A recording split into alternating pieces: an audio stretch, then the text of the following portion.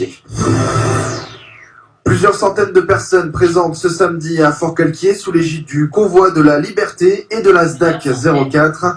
Des manifestants venus de PACA, mais parfois aussi d'autres régions, pour manifester et rendre hommage au lieu qu'ils avaient investi, détruit en début de semaine, l'ancienne briqueterie de la commune.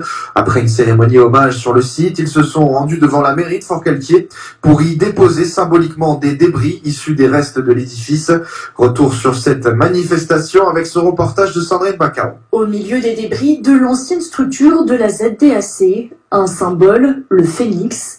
Tout comme celui-ci, le Café des Libertés veut renaître de ses cendres de manière pacifique. Le maire disait que il essayait de présenter ça comme une manifestation pour venger la SDAC.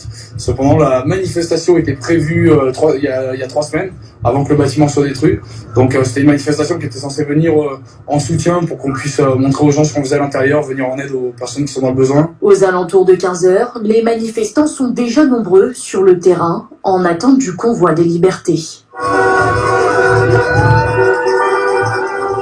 D'ailleurs, ça s'est mobilisé vraiment partout, de Montélimar, de Valence, d'Avignon, d'Orange, de Carpentras, de toute la région, quoi. C'était vraiment important parce que, voilà, en tout cas, c'est des personnes qui se battent pour un monde meilleur. On vient supporter ce qui s'est passé, on vient les encourager, on vient les soutenir surtout. Rassemblés, ils brûlent leur symbole, le phénix, et prennent chacun un gravat pour l'emmener devant la mairie de Forcalquier.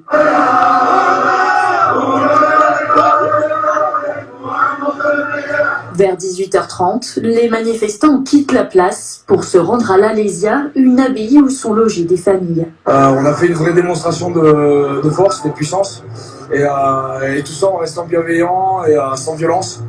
Donc comme quoi on est capable, en étant ensemble et en se faisant confiance, d'arriver à faire des choses assez grandes. Ce dimanche aura lieu une agora afin de faire émerger des volontés communes.